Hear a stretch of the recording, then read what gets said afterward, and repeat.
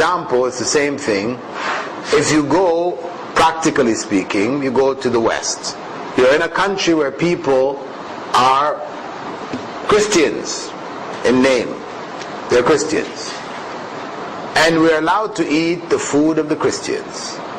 So, what do you do? Well, you know pork you can't eat, understood.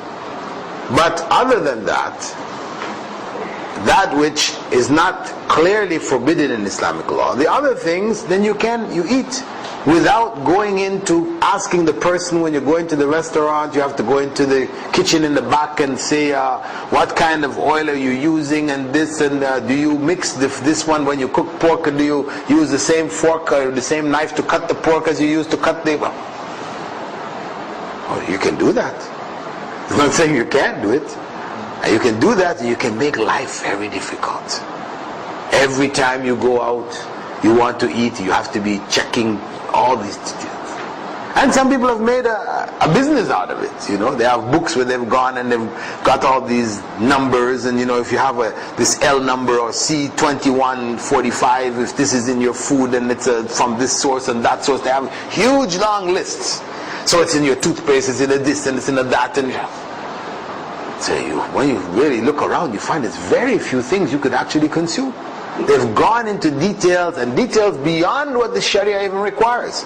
So where the Sharia recognizes, for example, that when you have a circumstance of vast halal material and a little bit of haram falls in it, that little haram or najis doesn't defile the whole.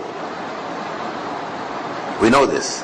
A little bit of najis doesn't defile the whole. There is a pond. Somebody across the other side of the pond is there urinating in the pond. Is the water now defiled? Can you still make wudu from that pond or not? Yes, you can. Even if he defecated in the pond, it doesn't change the validity of using the water of that pond. As long as, the principle they say, as long as the color hasn't changed, the smell hasn't changed, right? And the taste hasn't changed, it's still tasting like water, then it's okay, right? And that's why we don't have a problem with recycled water. Of course, people psychologically, they may have problems with it, and that's why it's not used here. For example, in Qatar, it's not used. Recycled water is not used for drinking. Recycled water may be used for watering the plants. You know, they've put it through the processes, and because they're going to use it to water the plants, they don't have to put it all the way through. They just put it enough through so it's relatively clean, right? But it might have smell and other things, right? So they use it for sprinkling and watering the grass and these type of things. But they only use pure water, whether it's from the well or desalinated from the sea, for drinking. And that is a personal preference. And I remember a couple of years back, you know, when in Australia this issue came up, because the amount of water, they were having a scarcity of water, they had to look at some alternative approaches to water. You know, because in Australia traditionally too, they were just desalinating and using the rivers. You know, the idea of using recycled water, they didn't really like this idea either. So they had to put it to a vote and explain to the people what the situation was. And there the people accepted it.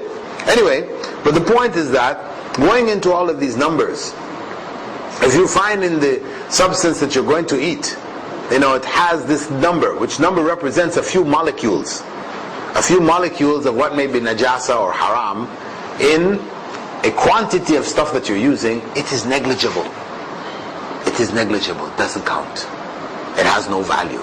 So those books that are out on the market, they've been produced, you can go to websites where they list all of these numbers. It is a waste of time. It is people digging into things that they really didn't need to dig into. It's not necessary. So Islam, you know, tells us basically to take things easy. If the evidence comes to you, it's presented to you, clearly this thing is not permissible, then you leave it. But when Prophet Muhammad ﷺ was offered a bowl of meat soup in Medina, he didn't question, by a Jewess, she gave him, he didn't question, how did you slaughter this animal?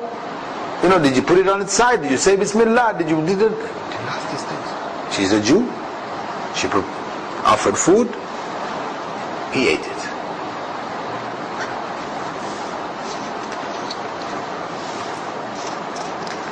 And he pursued opportunity and he didn't reject it? No, I mean even when the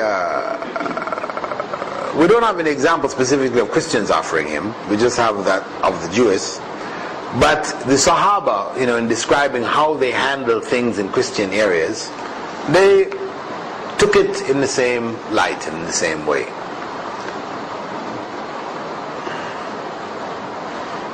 Prophet Muhammad ﷺ